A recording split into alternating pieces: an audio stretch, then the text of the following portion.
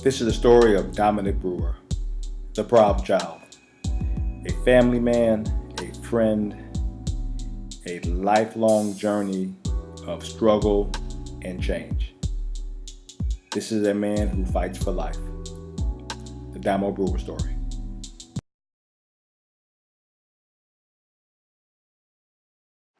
Dom, what's going on, man? What's up, Coach D? Hey, yeah, we got it again, man. Hey, this time, fight camp promotion. You know what I'm saying?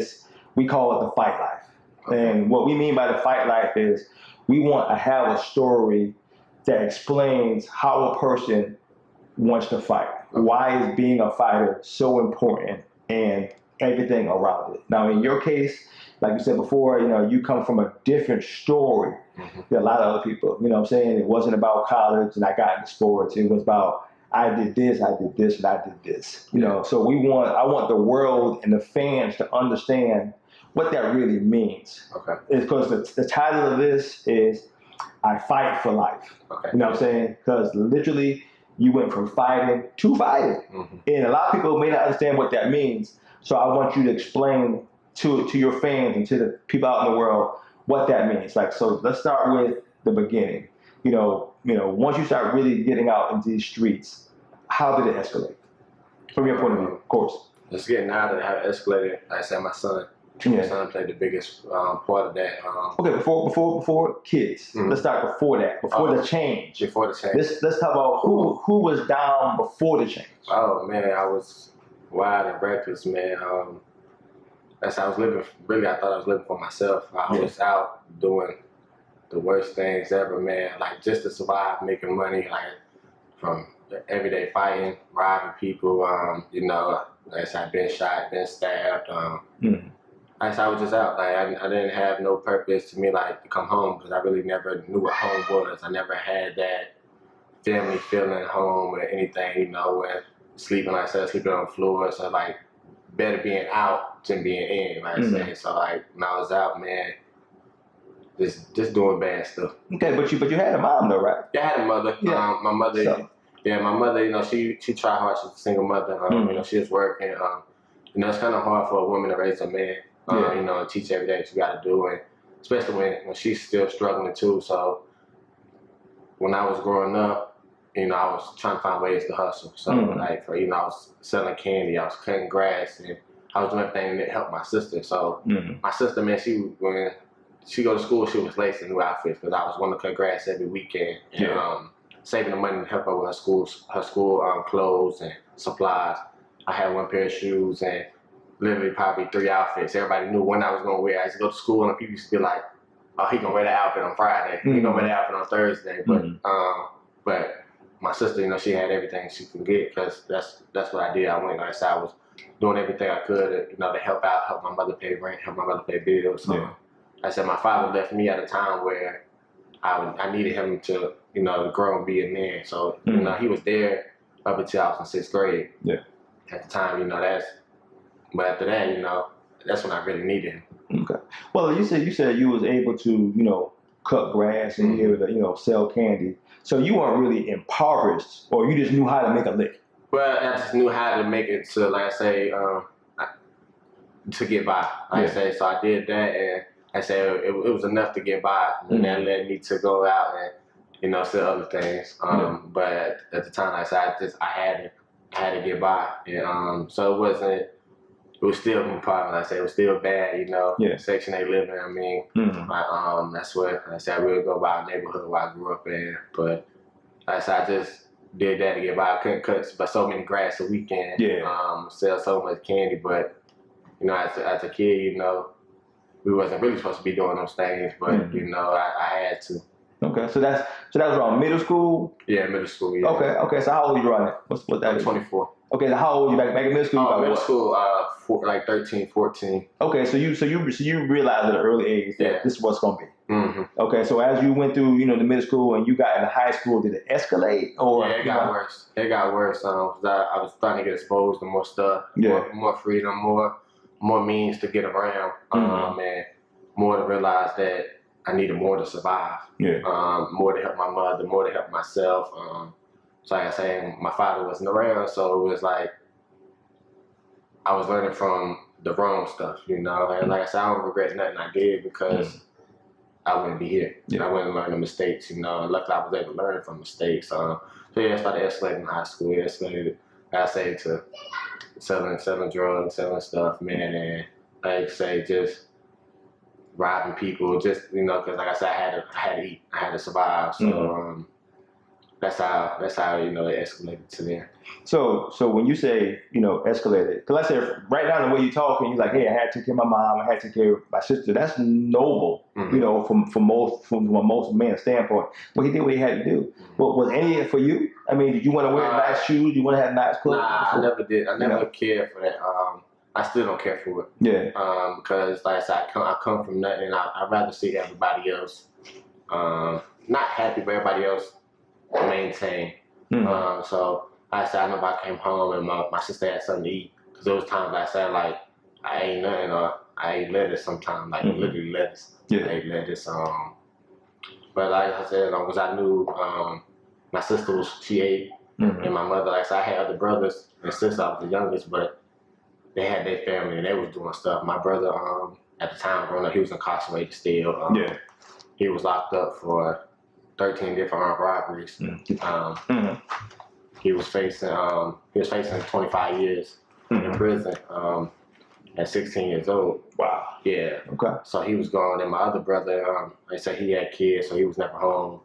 And my sister, she had a child, so she was never there. So it was really, like I said, a lot going on. But my mother still had to work 2 jobs to pay the bills. And like I say, man, I wanted my mother and my sister still to this day to be well kept, you know. They don't care what I had, if I ate, because I knew I'd be fine. Yeah.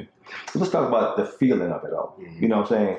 You know, we get the stereotype of, angry black people. You know what I'm saying? We always mad about something. You know, going up in that life and trying to make changes, what was your mentality like? Did you stay mad all the time? You tired of seeing somebody got this and I don't got it? What was your mindset in all what you've been doing?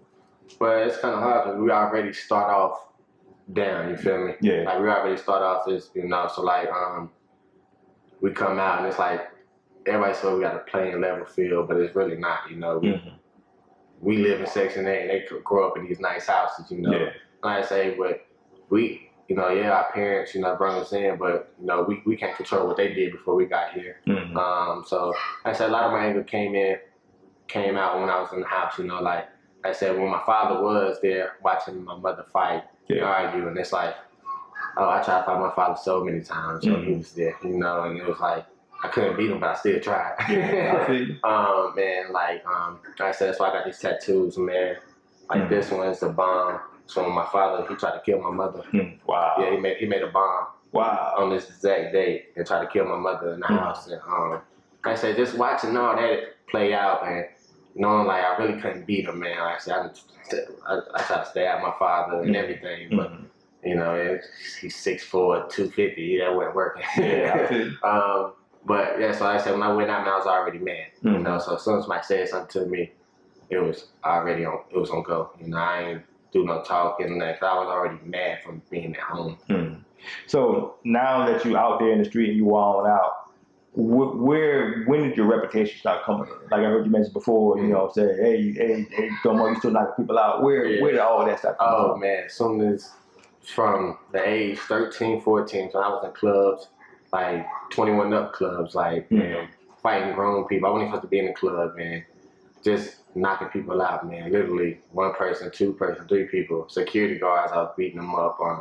That's where it came. And everybody knew, like, oh yeah, don't mess with him, like, and it just, as I got older, growing up, man, like, it still kept with me, and like I say, still just fighting. I think every time I went out, I fought. Seriously, like, I probably, like, got in a fight every time I went out. And that's the big reason why I don't go out now still, like I say, I just stay in the house, man. I know it's nothing out there for me.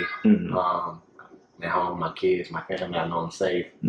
So like I say, that's where it came. Everybody knew I was going to go to your head. Okay. Well, let's ask you this way. So you know you know, you got to make a lick, so you're out there, you know, selling drugs or, you know, selling whatever, doing whatever you got to do to get by. Was there at some point where gangs were involved, or gang was trying to pull you into that life, or you all independent? I never cared like to be in a gang. I feel like a gang is somebody that's a coward and weak. Now I had brothers, but I would never be in no gang. Yeah. That's a gang. I feel like you get in something, you need somebody to go help you back, and that's not me. Even when my friends used to do stuff, like before like they know I was the one to go do it for them. So like they want to get in the fight and they'll call me, I go fight for them or anything. But now it's like, I used to tell them like, don't call my phone unless you already did something. Because it was like, it don't make no sense. I was the only one fighting for you and stuff like that and that nature. And no game.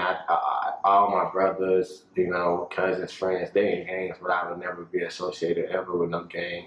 Like I said, I feel like, to me, I feel like some of the people I used to hang with, I don't hang with them no more. Like, why you in the gang? You feel me? Like, for what? What's the reason behind it? You know? I still don't see a reason behind somebody in the game. Yeah, I feel you.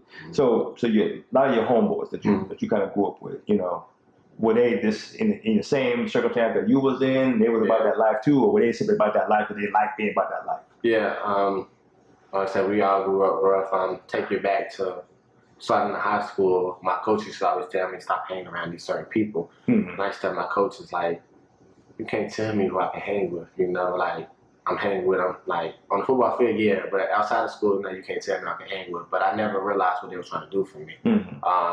So the guys that they told me to stop hanging with, one of them was in a jail for 2 murders. One of them is dead now, and the other one got me shot. Wow. So I stopped hanging with them after I got shot. You know, I started seeing stuff. Literally, started seeing stuff there, but I still moved on. And like I said, started hanging with other people, and I was still doing stuff. But yeah, so it was. I didn't see that in high school. You know, like in high school, like, but the same people that he told me to stop hanging with, like I said, one of them in jail for 2 murders, one of them dead now, and like I said, the other one got me shot. Yeah. Okay. Now you mentioned, you know, high school. You said you played football. You was an athlete. So why didn't playing sports pull you from the life? Because it wasn't paying me at the time. Yeah. So it's like I said, it's hard to do what you love, but at the time and not be able to survive, and not be able to eat, not be able to afford the equipment, anything like. So in high school, I said my mother couldn't afford that stuff, so I had to find a way to get it. You know, even having to get to practice, man. So I was having to steal bikes to get to practice. You know, sometimes, or ride city buses 3-4 times just to get to practice. Like I say, even when I went to college, man, like I was still fighting in college, still taking people food in college because like it was hard, and I needed to eat. You know, and like I said, at the time I wasn't thinking for nobody else. You know, I didn't care if I knew I ate. So like I said, and I knew they had it, so I was like, I don't got nothing. Well, this is funny. Okay, now I got to focus on this. So think about this. We're talking now. Okay, when you went to high school, which is a lot of people don't graduate from high school, you was able to excel at sports and make it to college. Which, if you took all the violence away, you were still successful as far as being an educated brother to able to even get to college. So obviously, you weren't a dumb person. So what made the life in the streets and hustling so overwhelming that you couldn't see yourself getting a job when you were able to still go to college? Yeah. Well, what was the disconnect? I was trying to figure out what was the disconnect to where you couldn't see, if I can make it to college, I can get a job. Why wasn't that the connect?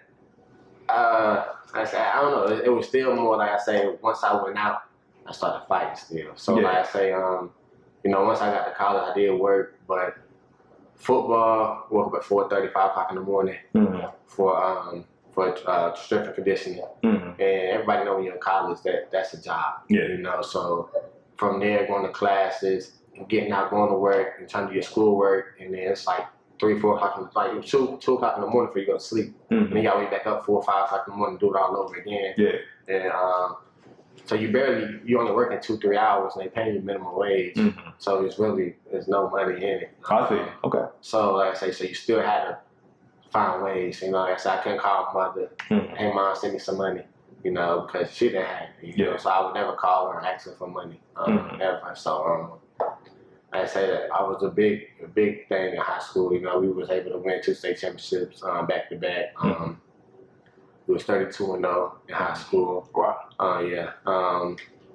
But like I say, it was off the field problems that kept it. Like me and my coaches, man, even on the field, we got in fights numerous of times. They kicked me off the team all the time, brought me back. But I feel like I said, I don't regret nothing that happened. Because I feel like if I would have still made it with football, if I never been through the stuff I've been through, I probably wouldn't be able to touch as many people, help as many people as I know I'm going to help now and be able to help now. Well, let me ask you this. Did you think you had a lot of passes because you were you were excelling at sports? Or go how I know sports. If you're good, people tend to overlook some stupid stuff sometimes. So did you see yourself at some point being so good at sports that your coach go, we need him, so let's let that slide? Nah, that wasn't that. They didn't care about that. They didn't care how good you was. Honestly, when I first came to the school from the high school I kicked out of, they told me they didn't even. They asked me what high school I came from. I told them Hardin. Hardin was a predominantly black school. The school but I went to high school, it was multiracial. So when I got there, they asked me what high school I came from. They looked at me and they said, "Oh, you'll never play for this football program. You basically came from a middle school program, you know, on the college level of football." And like I said, as soon as like not even 2 weeks in, I beat up that star player and they keep me on the team. But luckily his father came one day we had a scrimmage game. I didn't even know I was kicked off the team. I rode my bike there, rode it all the way there, getting ready. The coach came in, he was like, "Get out of the locker room. You know, you're off the team." And but they still let the other boy play. They knew him. He was a star. And his father came, the boy father I beat up came, and he looked at me. He was like, "Ain't you the one that fought my son?" I was like, "Yeah." And I'm thinking the daddy finna fight me. I'm like, "Lord, like I gotta fight the daddy too." And he was like, "Why you not playing?" And I was like, "Coach kicked me off the team for fighting his son." He was like, "Nah, come on, get up and come with me."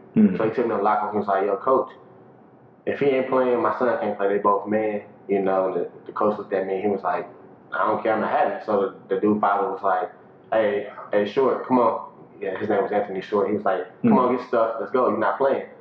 And then so the coach had to make a decision. Like I said, he didn't know me then, so like they let me back. But even my senior year, I remember right before the state championship, I got in an argument with my defensive coordinator. And they kicked me off the team. And I texted him the morning of the state championship game. I was like, "Coach, if I'm not playing, I'm never going to school ever again." Wow. Yeah, I said, "I'm not coming back to school. If I'm not playing, I'll never come back to school." So like I said, I was starting. He was like, "Well, you'll come in, but you're not starting." You know, and I thought he did that to keep me in school because I said I wasn't going to go back to school. Okay. I wasn't going to go back. Okay, so your name is accurate, buddy. You're a problem child for real. But like I said, but then again, that's how you solve how your mind works. You know what I'm saying? You know, what a lot of people don't get is that you're a product of your environment, but you're a product of what solution solved what. You know what I'm saying? If you needed money and this situation got you money, that's your solution. You don't know other solutions. You just did what works. You know what I'm saying? So kind of explain, you know, the thought patterns of okay, making money was the most important thing at that time. You know what I'm saying? A lot of people don't get it. So I want you to explain, okay, I had to make money. You know what I'm saying? Can you put it in perspective to you? You know, in your mind, how did you put 2 and 2 together? You know what I'm saying? When it comes to, you know, out there hustling, out there slinging, you know, we understand your temper, but when it came to making money, why were opportunities so few and far between? Or was it just a choice that you made? No, it was. I mean, everybody got a choice. Like I said, I had to. Like I said, if not, I wasn't gonna get it. It was like I couldn't call my mother. I didn't talk to my father. So I had nobody at the time like to be able to take care of me. So it's like, yeah, my mother was working, but it was just enough to pay the bills. You know, and make her ends meet. And like I say, she was working 2 jobs. You know, she'll come home and leave again and go to work. Then like I say, we won't see her until about 12, 1 o'clock in the morning. So like I say, if I didn't do it, I wouldn't have had nothing. Okay. Who were some of your influences? Was there anybody that you looked up to that kind of tried to steer you down a better path?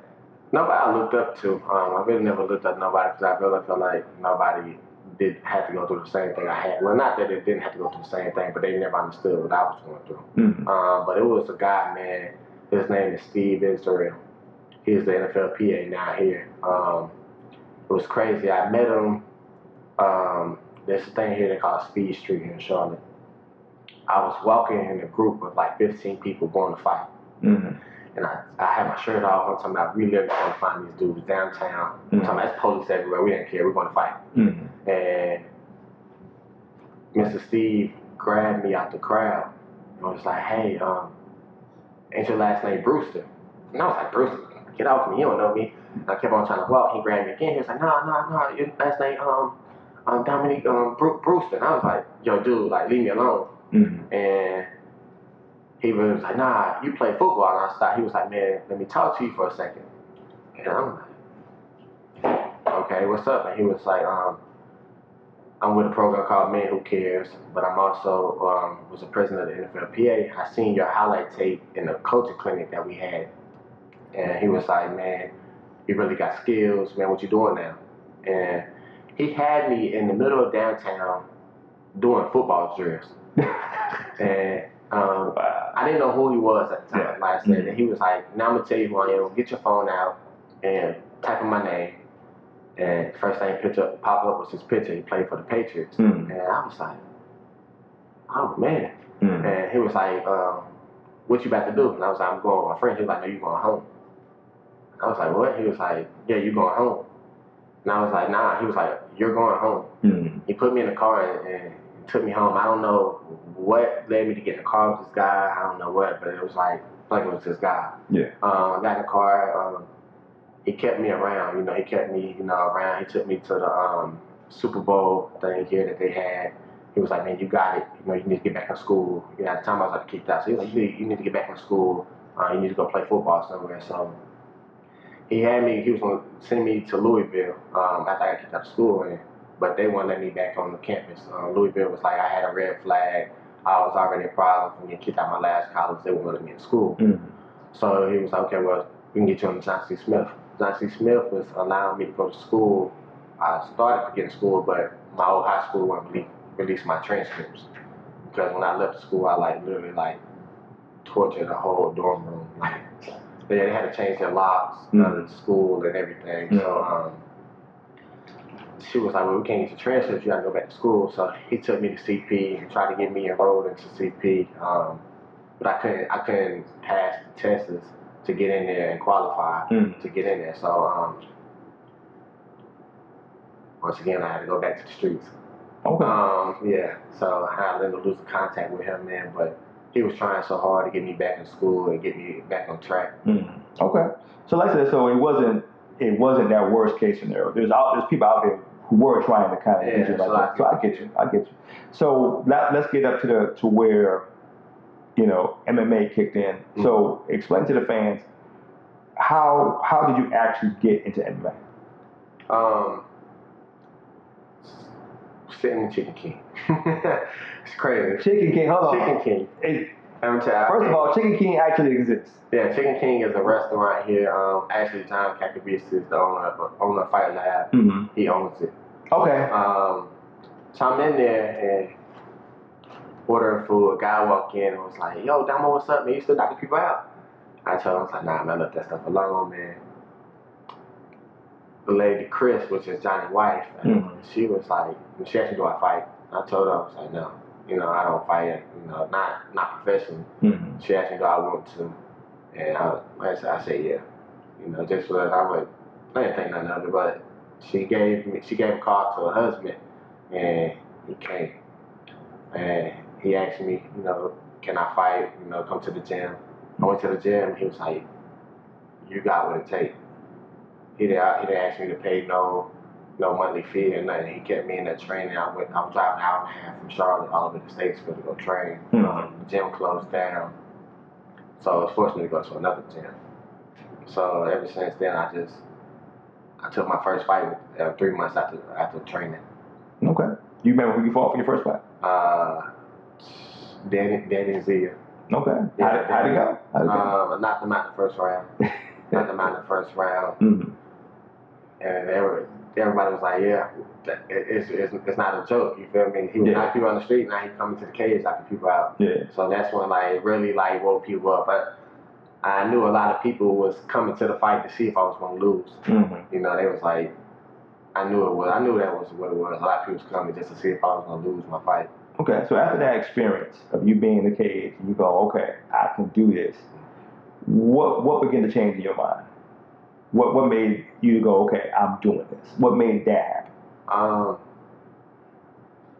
Just knowing that I love fighting, that I can't get in trouble for it, and I was alive after it happened. Mm-hmm. So after the fight, after the cardio, after the all the adrenaline wore down, I was like, I can make something out of this. I just have to put in the work and put in the time and actually grind to get it. Mm-hmm. And so that's where we at now. Okay. Did anybody take you under your wing at that time? So look, I got you. I'm gonna walk you through this, or you just trial by error? Yeah, nobody taught me, man. Nobody there at that gym taught me. Mm-hmm. I had a guy named Ryan Jett. You probably know him. Ryan Jett, yeah. Me and Jett actually fought in the streets before I started fighting. Mm-hmm. And he came up to me and was like, yo, you're a dog. You actually can do this. My girlfriend didn't want me to go train with him. I was like, I'm going to go train with him. She was like, no, he might try to hurt you. He might still got something out against you. You don't know nothing yet. He going to try to hurt you. And this before I took my first fight. Yeah. I was like, nah, he ain't going to do that. He ain't going to do that. So he started helping me. He started, when I got up there, we was training together. Mm-hmm. But I left that gym as well. I left the gym that we was at. We didn't have no jigs instructor. Mm-hmm. That's when I lost my second fight. When I took my second fight, I lost it by redneck and choke. Yeah. And at that time, I knew I was like, I gotta get jigs. I gotta find a jigs program because the gym I was at was just a boxing gym. Yeah. So I was on the bus for the UFC Charlotte, and my coach now, Snake, and Jordan Rinaldi, my other teammate I trained with that fight in UFC, they was on the bus, and Snake used to coach my father. Mm-hmm. He was like, what's up, man? What you doing on the bus? You know, like, what you doing? And I told him, you know, I met a guy named Vince off Instagram. Mm-hmm. He invited me out, you know, to come and just actually see the life of the UFC. And he was like, man, where you training? And I told him what was going on. He was like, come to the gym. Mm-hmm. Man, that gym is like, haven't left since, not gonna leave. That's like home. Okay. Yeah. So now you're at home. So explain that gym. Let people know what gym you're at now and what makes that gym the gym. I'm at Team Rock. It's in Harrisburg. That gym, man, the coaches there, Snake, Wayne, they don't take no shit. Mm-hmm. They don't care, and it's more old school fighting. Yeah. And it's like the old school, like not like the new school. They let you do whatever type stuff. The two gyms I seen, they are like on you, and they actually know what they're talking about. And they make sure you get that work done, and they honest too. And like ain't no water breaks, ain't no none of that. It's you gonna do this, and if you come in here, you gonna do it. I'm talking about we leave out busted up, like we really fighting in the cage. So it's like we really get after it. Yeah. Okay. So you feel your skill set has definitely elevated as far as understanding what fighting is compared to just being able to knock a person out. Exactly. So when I first took my first fight, I knew I had knockout power. But once I seen how long I had to keep fighting, like in training and stuff, I'm like, dude, like this ain't nothing like the street. Yeah. You get in a street fight 30 seconds to a minute, it's like that's like what we fighting for after this now. It's over with. Yeah. Like, but he definitely got my cardio right. I actually understanding the art of the sport, and that's the biggest thing. Okay. So now let's take you out. Well, we can't take you out of it, but let's talk about all the things you're doing now with MMA. So what made you start getting more involved with different programs, and kind of explain to everybody what programs you're part of and why'd you create them? I say right now, MMA is like helping me to be able to help another person. I feel like because I'm getting a platform now where a lot of people can understand my story and see how I changed my life, and I feel like I can grasp the kids in and show them it's a way out of life. No matter what you've been through, you still can change. So right now I got a mentor program. It's BCG. I wear it on my shorts. It stands for Build, Conquer, Grow. I teach kids how to shave, tie ties, do resumes, get jobs. I got substitute teachers that help them with their homework. We spend numerous times with them, just keeping them away from the street life and away, even some of them that's not even in it, just make sure they don't go there. And teaching them, because like they don't have fathers and stuff like that. So that's what I'm doing right now. Okay.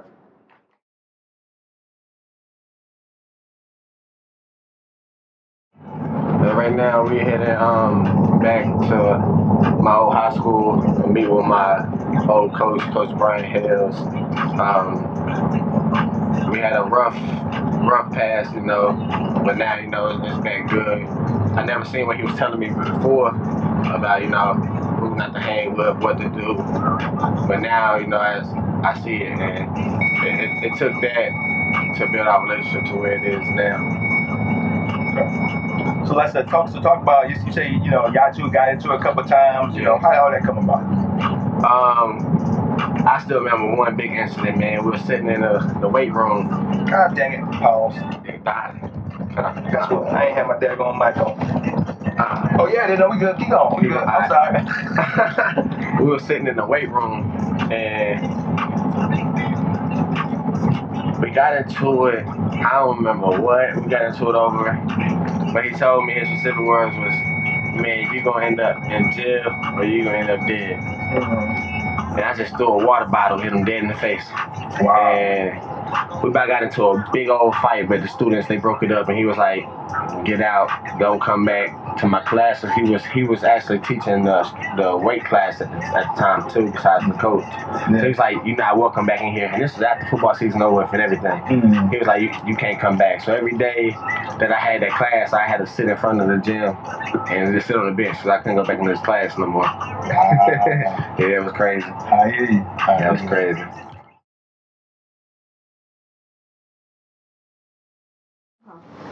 So how long you been to school? I went here my sophomore, junior, and senior year. Okay. So you graduated? Yeah, I graduated from here. Okay. Football, won 2 state championships here. Okay. 32-0 here, man. Football was like life here. You played football at this high school. Oh, so you was a god if you played. Yeah. If you played here, you played on this football team, you was lit. Okay. You was lit. Everybody respected you, teachers, everybody like, it's football here. They was still big on academics, but you play football here, you was that man. Okay, well let me ask you this though. Do more people recognize you for MMA or football? Kind of both. Okay. Yeah, kind of both. Okay. Yeah. Kind of both. All right, so this your stomping ground, huh? Yeah. Now how long has it been now since you've been out? Since I've been out of high school, 2011 I graduated. Okay. Yeah. All right, that's what's up. Are you good? Okay.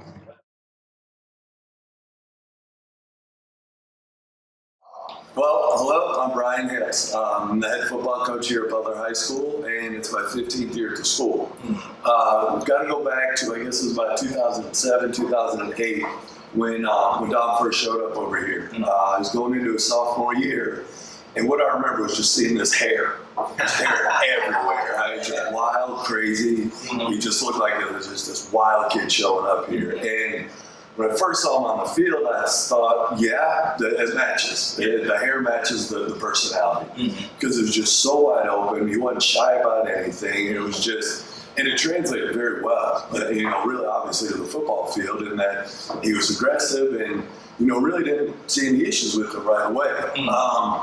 And then kind of as time gone by, started to really see that this is how he's going to be all the time. Like, he is wide open, turned up, all the way. And it was for both good and for bad.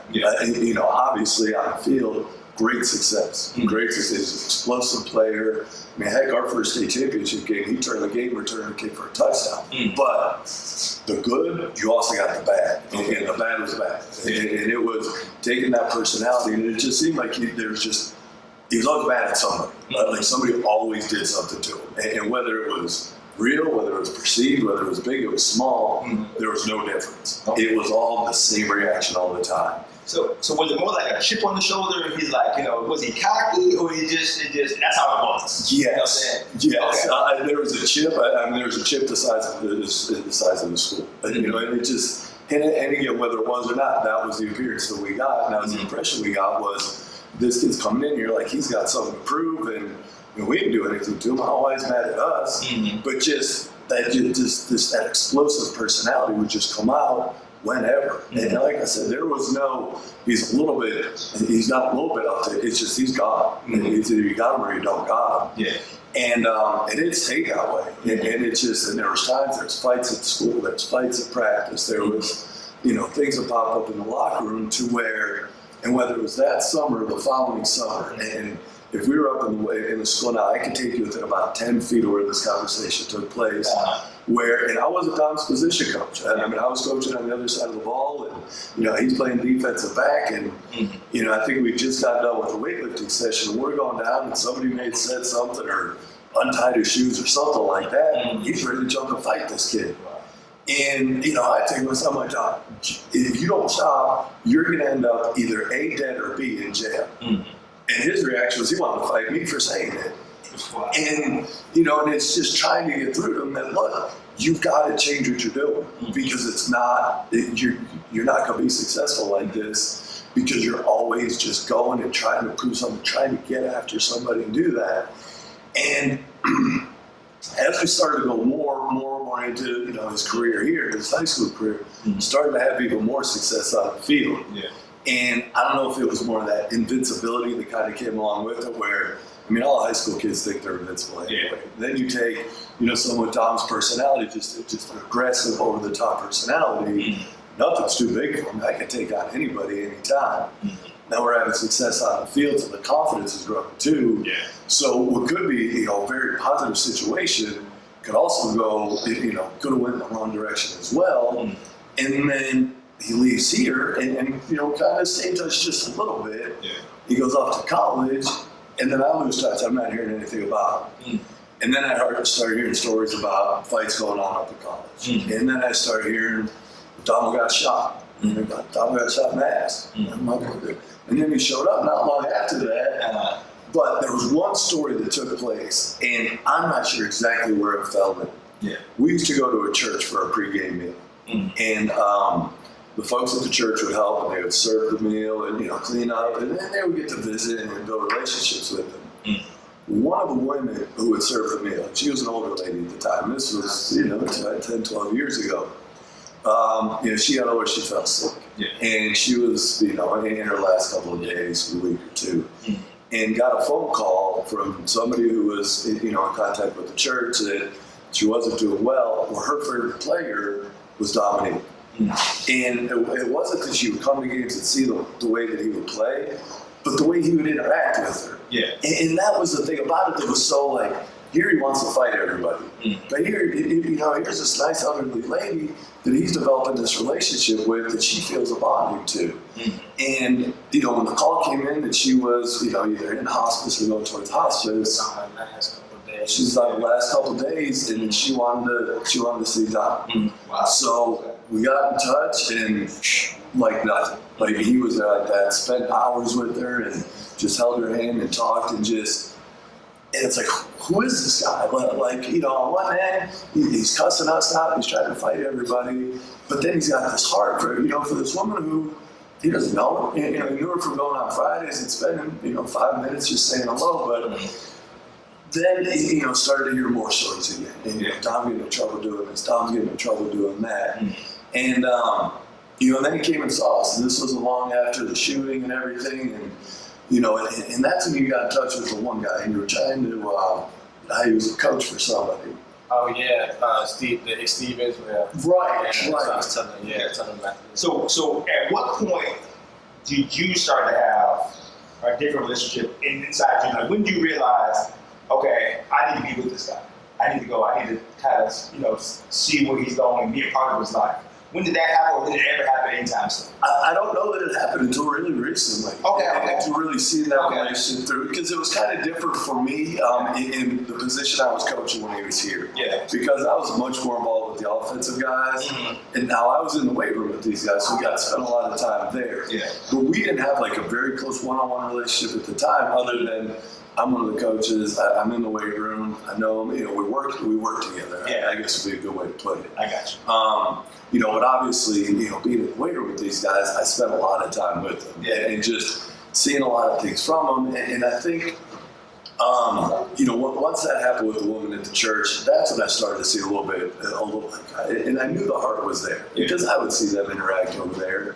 But just knowing what was on the other side of them, you know, kind of the darkness to the light. Yeah. And, you know, and then I hear about the shooting, and he comes in and tells us about it, and, you know, and then he's trying to get his life back together, and we kind of lost touch again, and then, you know, and then find out about the, you know, the fighting and everything, and, you know, a couple of us got together, a couple of us former coaches here, and just for him to be able to bring us together like that for one. Yeah. You know, because these are guys that have gone on to other schools, some have retired from that, but everybody just felt such a strong pull to him because of his personality. And again, it's just kind of like how that match, I mean, it could light the world, but it could burn down your house too. Yeah. And it just seemed like for so long, he was just lighting stuff, just to see what would happen, you know, just to see if it was going to blow up or it was going to go good, but he was always pushing, always testing, always this. And then I think as he started to get older, and then obviously with him and things like that, you know, he came out here, one of the other coaches, I guess he was running to Coach McGill a couple of weeks ago. Yeah. And Coach McGill said that, you know, Dom wants to come out and talk to the team. And it's not uncommon at all. I mean, we've had guys go on to the NFL, guys in college and that. They all come back, and they all come back and they all talk to the team. And for all the guys we've ever had come back, the most heartfelt, most sincere conversation, message to these guys, because he's seen it all. I mean, he's absolutely, he's been the highest of the highs, winning state championship, making huge plays, and that happening. You know, being a professional fighter to the lowest of the lows. Yeah. And he's seen it all. And I think what I'm seeing from him now is, instead of taking some of those negative experiences and using that as the chip on the shoulder, using that as fuel for positive stuff now. Yeah. Because I think in the past it was just, somebody did me wrong, I got to take it out on somebody. And, you know, and he would. And it didn't matter if it was the offending person or it was just whoever happened to be by, he was going to take it out on him. So take out his crazy activity, his violent side. What level of an athlete would you have considered him? Like, say he said on a straight and narrow. Could you have seen him in the NFL? Could you see him? Was he that type of guy? Yeah, his guy was the limits. Yeah, the physical ability, yes. And obviously, you know, when you're talking NFL, major division, there are certain criteria, there are certain heights, things like that, you know, and that. But from a tenacity standpoint, from an athleticism standpoint, absolutely has it. Yeah. Absolutely has it. And it was just a matter of getting everything focused up, taking that, you know, that negative motivation and using that for positive, taking where he wants to go. And that's kind of how we got here today. So if you say now, what kind of impact would you say Dom makes on current players today that kind of know him, his history? Do you use him as part of your stories and to motivate other players? Always. And that's the thing, because we have so many kids. I mean, we're about 100, 120 kids in the program. Yeah. Somebody has an experience that's the same as somebody who's been here before. Yeah. It just so happens he has so many experiences. We use him for a lot of different examples. You know.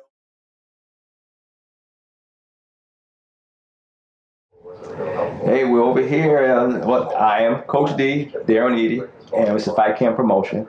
And we're doing our story on Domo Brewer and his life as an MMA fighter. Of course, his life in general, telling his story of how he went from basically from the streets to MMA. So we'd like you to tell us him growing up, what kind of boy was it? Now, he painted the picture of, you know, he kind of got into it from time to time, but what did you see as a mom? What did you see? The youngest of 5 children. Yeah. So he always learned to speak up, you know. That's how you feel. I know, I'm getting. It's okay. He always had to do for himself. Yeah. Basically, you know, to almost prove himself to his older brothers and sisters. He's always been a good kid. Yeah. He's been a good kid. He's put himself through a lot of stuff, put me through a lot of stuff. But growing up in the streets, you have to prove yourself in the streets. Yeah. It's eat or be eaten, and he wasn't going to be ate. Yeah. So you kind of understood the life of the street. So what he was getting into wasn't unusual for you. It wasn't out the norm. Or I mean, it was because it was violent, but you kind of knew what the streets were. What the streets were, exactly. I got you. And I knew he had to survive. I knew he had to survive. Not that I always condoned his actions or whatever, but I think a lot of it is choices we make, the choices he makes. Mistakes, they're lessons instead of mistakes or choices. It's a lesson he had to learn. And me being a single white mom, bringing up a black son in this world is even twice as hard, because I see what he's going through, but I can't help him go through that because I'm not in that perspective. So how did you try to speak to him? Like, you saw him getting into this, getting into that. Did you go, you're gonna end up in jail, or was it like, hey, some of it I would back him up on because he was right. And I used to tell him, let me do your speaking for you. Let me do some of these fights for you because you can't do it. You're not equipped to do that part of it. Like school, law, anybody. Let me handle that part of it for you. But so I'll put it to you this way. What the special guy that I see now, like I said, when I met him at 864 and I started hearing his story and he had a certain degree of magnetism, when did you realize there's something special about that, other than him just being your son? For instance, from an early age, actually, because he always had the strong side of him, but he also has a compassionate side to him. He's a people person. He makes friends with everybody, other than the fights or whatever, but he never ran in a clique. He always had different varieties of friends, do backpacks for kids. I mean, when he was a kid, he would cut grass in the summer to get money to buy school shoes for him and his sister. And he would make sure she was taken care of first, and then he would go do his thing to get his.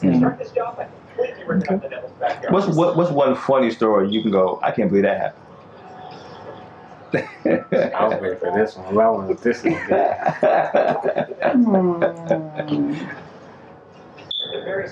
I don't know. No. Okay, well, what story do you can remember that you can go, wow, we got through that? When he got shot. Yeah. Okay.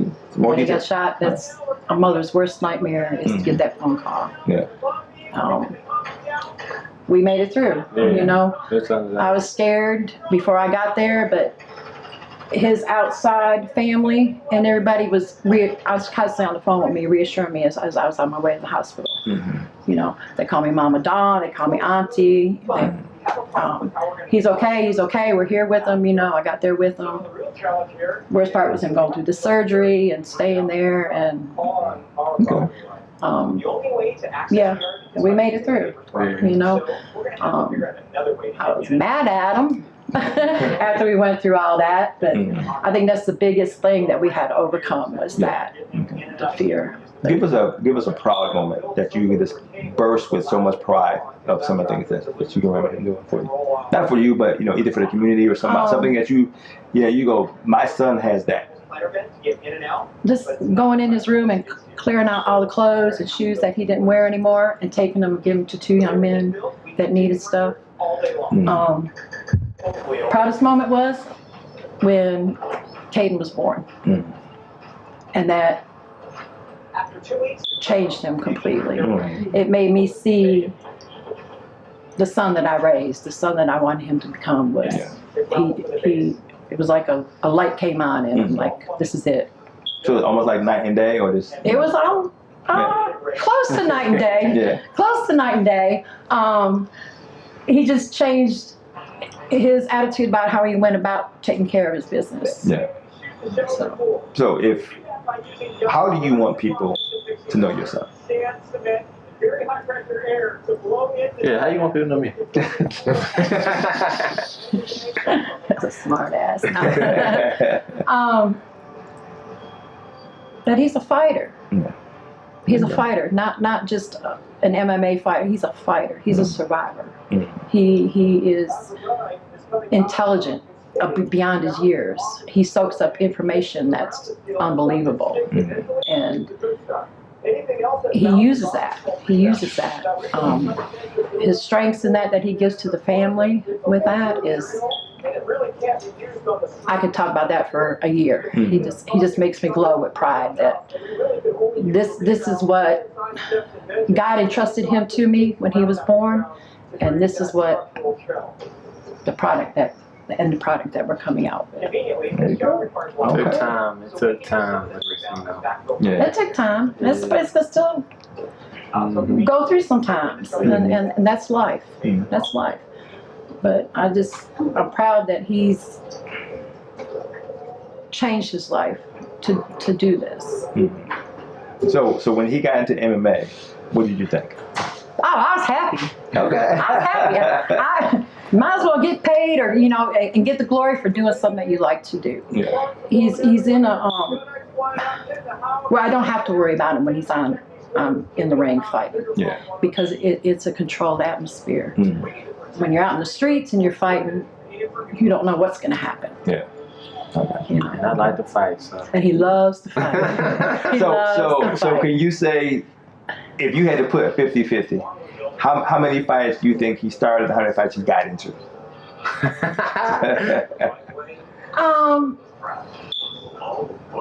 I would say 75% he got into and 25% he started. Okay. I don't really start. He was more as a finisher. Yeah. Really. Well, and my daddy always taught us, it takes more of a man to walk away from a fight than just stand there and fight. Yeah. But if somebody picks the fight, you better not walk away. You better come. So. Yes, I was raised. Don't start it, but you better. You better finish it. My daddy wouldn't let her come home free. Like, if you lost the fight, you ain't coming home. Like, if I fought somebody smaller than me, I got in trouble for it. So like, when I was younger, when my dad was there, like, there wasn't no coming in. I still remember my first incident moving into Darbrook, and the 3 boys that stayed across the street from us, they sprayed me with the hot water bleach guns. And I was not even what? I was like 10. 10. And 10. I ran home. Daddy was like, "What you doing?" He sprayed me water. He was like, "What you do?" I was like, "I came home." He whooped me. He locked the door. Came outside. He threw the key on top of the roof. Wow. He was like, "The key up there. You're not going to the house until you go fight all 3 of them, and don't come back until after you fight all 3 of them."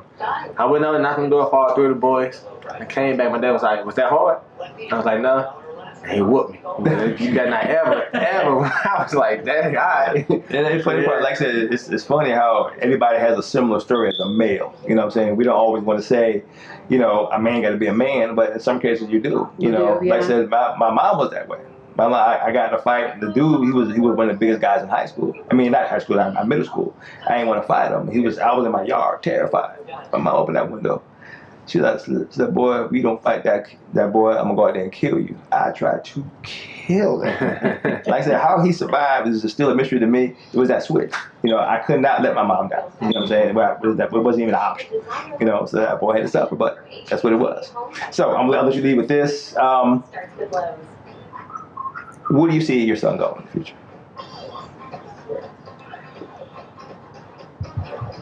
Many places. Yeah. I think farther than MMA.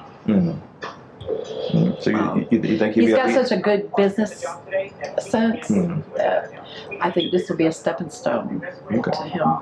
So you think he'd be a leader of men? Oh, he's a leader already. All right, he was a leader when he was born. There you go.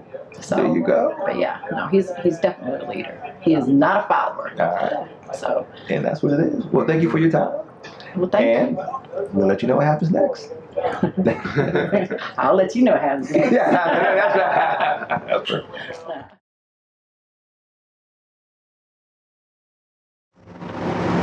All right, so I said, go ahead. So this your old neighborhood. So you was born here? Born and raised right here.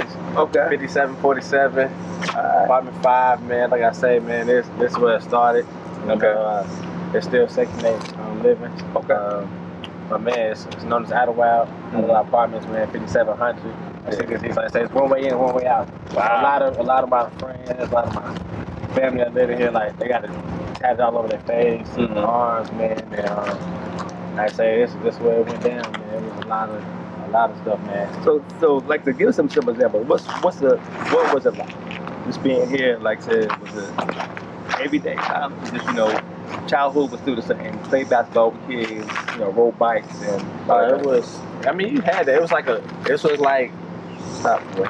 It was like everybody was family here though. It was like a own little section. All right. Well, give me a story that you can remember vividly that happened here that stands out in your mind. Oh man, there's so many. I mean, I remember right here in the house and in the kitchen making food, and next thing you know, I hear gunshots. I said, here I'm 10, maybe 11, and it wasn't just one gunshot, one, two, it was over 100. Wow. And it was coming through the backyard. There's a creek line back behind the house, and then you know how me, my mother, my sister later down telling they was shooting, and they, like I said, they walked right up to the back porch and literally shot our whole house up. And I said we was inside, luckily nobody got hurt, but and it was just stories after stories, man. Just whether it was, like I say, people get killed right up here.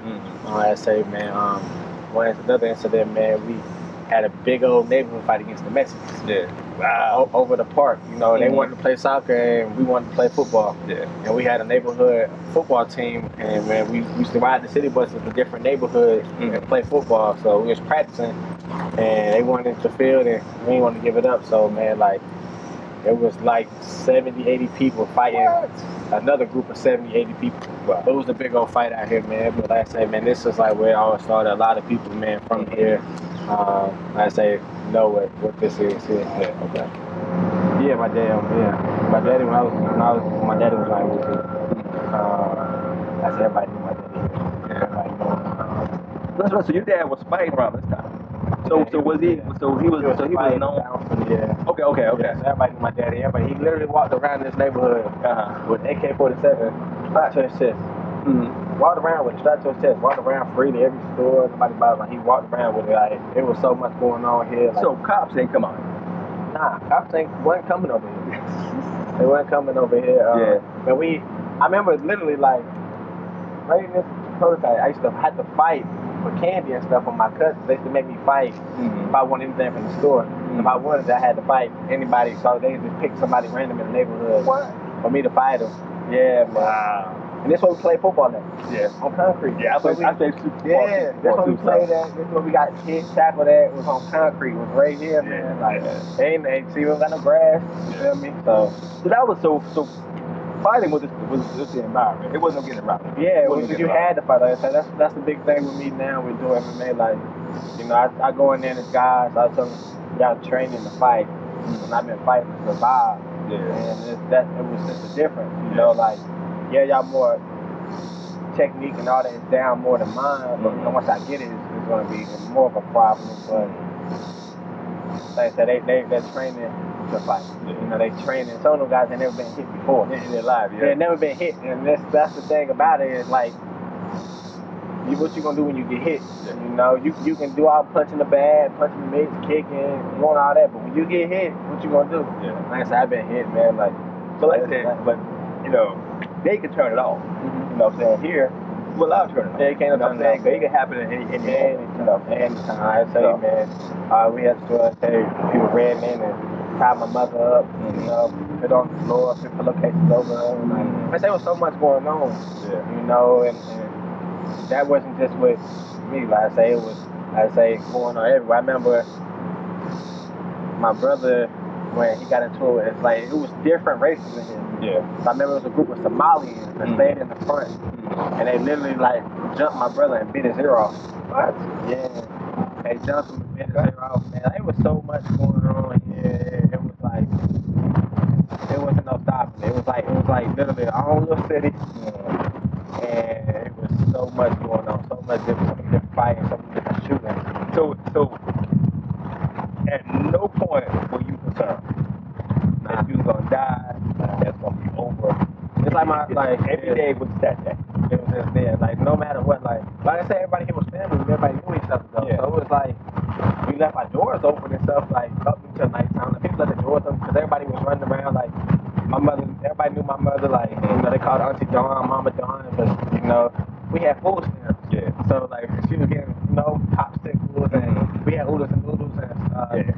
understand? So everybody was here hanging out, you know. I got you. So like everybody was together. So my mama wasn't worried that where I was, so she knew we wasn't leaving the neighborhood like that. But it was what we was doing in the neighborhood that was called, you know. But it was so much going on. Yeah.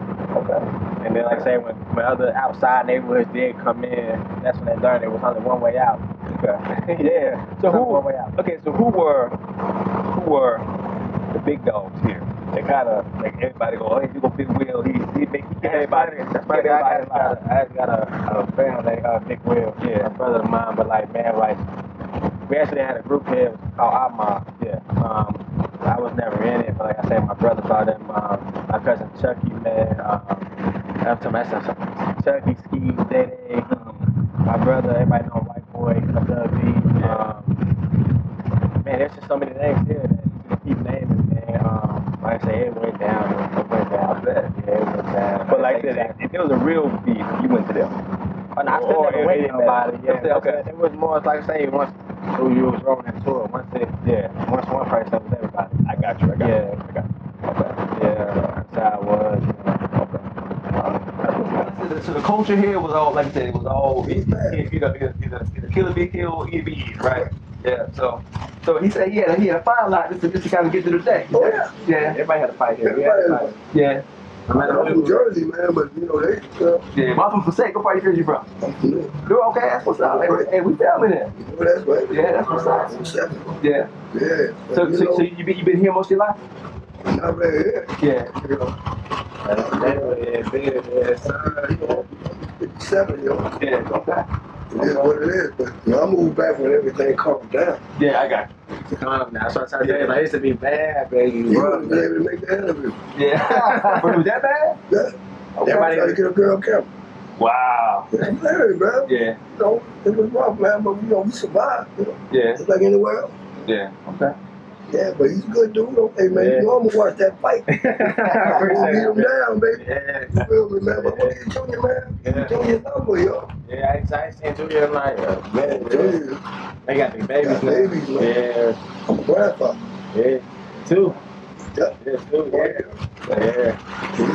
Oh, definitely, man. Yeah, I need. All right, man. Yeah, that was good.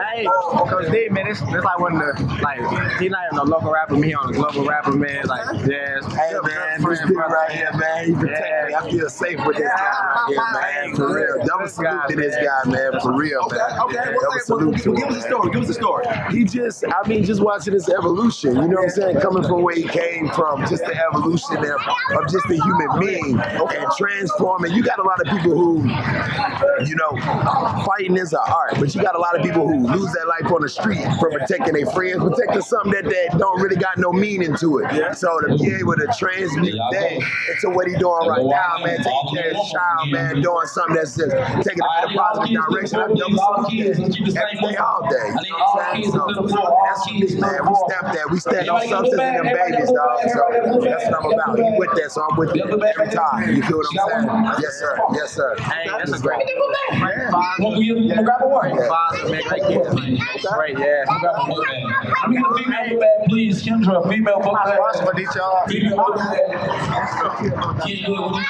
Hey, hold on, buddy. This right here, man. This right here, man, is the guy, man. Like, he believes in me a lot, man. Like, he do a lot of stuff on this. The market of the DTR Byron, man. Like, he do so much for the community as you see. Give back, man. Like, this dude, man, he do a lot for me, man. A lot for the community. It's all period, man. So, like, a lot of people support who support you. Exactly. At the end of the day, support who supports you. Yep, that's what's up. That's what's up, man. I appreciate that. Stop.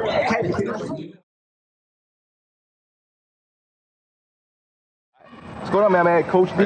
Hey, I appreciate it. But tell me what's going on right here. What's going on? Today we're doing a back to school drive. We're doing free haircuts, basketball tournament. Gave away, I think it was over 500 book bags. school supplies, the whole nine, man. It's like a family-friendly event. You know, they do it every year. Okay. And, you know, this year we came out and we sponsored it. You know, I do a lot of stuff in the community as well. So anything back to school involving kids, we love to be a part of it. Okay, so explain who you are and where you going with it. All right, my name is Darrin Williams. I'm the regional marketing rep for DTLR in the Carolinas. Okay. Cover all the Carolinas, North Carolina, South Carolina, all the way down to Augusta, Georgia. I do basically stuff in the streets, you know, stuff in the community, you know, the clubs, just all around guy, you know what I'm saying? Just anything to push the brand. Okay. So how do you know Domo? Oh man, when I first started. Okay, now that's the real story. When I first started working at DTLR, you know, I met Domo. You know what I'm saying? We chopped it up. You know what I'm saying? A lot of my events that I did, you know, I didn't even ask this guy to come out and do anything. You know what I'm saying? He just showed up on his own. Donated a lot of stuff. I still remember the event when we fed the homeless. Like, came out, like, never asked this guy to do anything. He just always support everything I do. So, you know, I know he's an MMA fighter now. Yeah. It's like, yo, let me return the favor. Like, let me help you now. You know what I'm saying? Because, and he's like, I say, he hit a date. You know what I'm saying? They didn't ask him to pull up, but he did. You know? So he's just all around great guy, man. Well, let me ask you this: did his reputation precede him before you met him? Like I said, I've been him all day, and he don't been in a couple of fights now. Like I said, everybody recognize him on the good side and on the negative side. It's but like how you recognize the connection. You know what I'm saying? It's like you just get a different vibe. You know what I'm saying? You be around certain people. You can be around a person 2 or 3 minutes and already get that vibe. That's you know, whether it's good or bad. But like, the past. That don't affect nothing. Like, we talking about the future here. That's true. Now they know that I told them all about it bad, but I remember an incident. We was at a nightclub and their company sponsored a lot of money for the nightclub, and the nightclub they didn't want to let them in. What? Because they think it's funny. You feel me? That's how they do. But it's like this guy, his company, his street team did all the work and spent money with your nightclub. Y'all like y'all want to let them in. I went to they with me and they coming in, and all of them walked in, then had no more problems after that. But it's like, but like, that's saying he does a lot for the community, man. A lot of it goes unnoticed. A lot of people pride still in the way, don't want to support, don't want to help out. But it's like, man, you go in there and look inside, it's like 300 kids still, you know, that they're giving back, man. Like I said, we do the homeless and everything, man. Like I said, we make the food too. We be up, scooping it out ourselves, cold, freezing weather. I'm talking about hands finna fall off. But you know, we get it done, man. And I say, man, he does a lot for the community. And this year, like, we did a new initiative. You know, we give away the school supplies, but everybody knows DTLR is the shoe store. So this year, me, Domo, I had maybe 2 or 3 more guys actually kicked out money so we could buy kids shoes. Today we actually gave away 3 or 4 pairs of shoes. We're doing a contest giving away 5 more pairs. And we're also going to do a $250 shopping spree for one lucky kid. You know, doing via social media contest. So. Now, how big is your brand? Like, how many states are you in? Or is you still local to the whole East Coast. From New York all the way down to Florida. We just merged with another company, Villa. You know, they're Midwest. You know, North, South. I think they're in like Texas. You know, anywhere in the Midwest. But anyway, we just merged to make the team bigger and better. So you know, we got probably about 10 more stores opening up in the next couple of months. So it's steady growing. So not only do you have a brand, you sponsor a team that competes and plays and. I do anything in the community. I sponsor basketball teams, little league. I'm looking to sponsor a football team. So if anybody know a football team, I'm looking to sponsor a football team. But so to let you know, he is sponsoring an MMA fighter right now. So he really branching out now. And you branching out into the fight game. Now you doing something. So we appreciate that. You know, since day one when he came to me, you know, and told me he was fighting, I got you. What you need? That's why we're here. He's a different type of guy. When I met him after, you know, he done put the model up on. You know, one of the Golden Boys, right? I go, hey, this is a different type of guy. Then I hear how he got here. Right. You know, he cut weight on 2 different occasions just to be able to fight. That ain't easy to do. And I asked him, man, I was like, man, how do you do this? Like, give me some tips. Some guys that got that heart, and that's it. Right? Now I know his heart is not only in the fight game, it's in the community as well. So that's something I can get behind. That's the biggest thing, man. Like, here, man, like I say, I try to help. Not even try to pull some kids to the side, speak to them. I can see it. You know, like I said, man, we be out, man. We be out. I still remember that time we went to a high school gym. You know, we just went out to play ball with the kids. You know, we had one troubled youth, pulled him to the side, had a talk with him. You know, real man-to-man talk with this kid. And, like, you know, But that's what's up, man. We appreciate your time, man. We'll let you get back to it. But hey, once again, hey, like I said, I'm glad to be a part of it. All right, appreciate it. All right.